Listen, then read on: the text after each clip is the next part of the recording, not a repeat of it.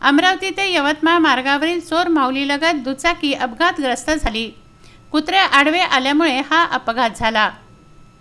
यवतमाळ जिल्ह्यातील उत्तर वाढोणा येथे राहणारे मदन विठ्ठल गुरड व यवतमाळ जिल्ह्यातील वाढोण्याचे संतोष लक्ष्मण क्षीरसागर हे दोघे या दुचाकीवरून प्रवास करत होते।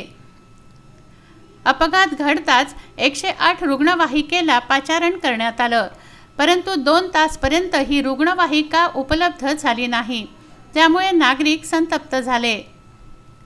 दैव बलवत्तर म्हणून त्याच वेळी या मार्गाने अचलपूर येथील उपविभागीय अधिकारी संदीप अपार हे प्रवास करत होते।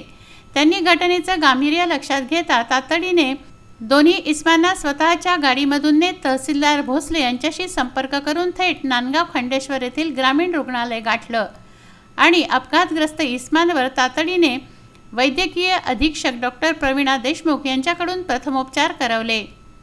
त्यानंतर गंभीर जखमीला डॉक्टरांनी अमरावती येथे रेफर केलं। तब्बल 2 तास उलटून सुद्धा 108 क्रमांकाची रुग्णवाहिका आली नाही। ग्रामीण भागातील नागरिकांच्या सोयीसाठी 108 रुग्णवाहिका आहेत। अपघात घडल्यास तातडीची गरज लागल्यास या रुग्णवाहिकांची योजना करण्यात आली आहे, परंतु ऐनवेळी या रुग्णवाहिका उपलब्ध नसतात असा आरोप ग्रामस्थांचा आहे। अमरावतीहून गावाकडे उतरण्यासाठी निघालो।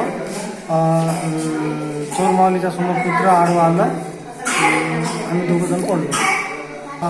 एलटीओ साहेबांनी ते पुसरला चालले होते। अच्छा, त्यांच्या गाडी तिथं दवाखान्यात आणून सोडला आम्हाला। अच्छा, नांदगाव खंडेश्वरी।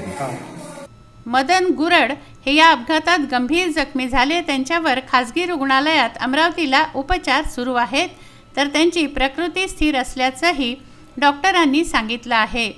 उपविभागीय अधिकारी संदीप अपार यांनी केलेल्या मदतीमुळेच माझ्या भावाचे प्राण वाचू शकले असं म्हणून अपघातग्रस्त इस्माच्या भावाने त्यांचे आभार मानले आहेत।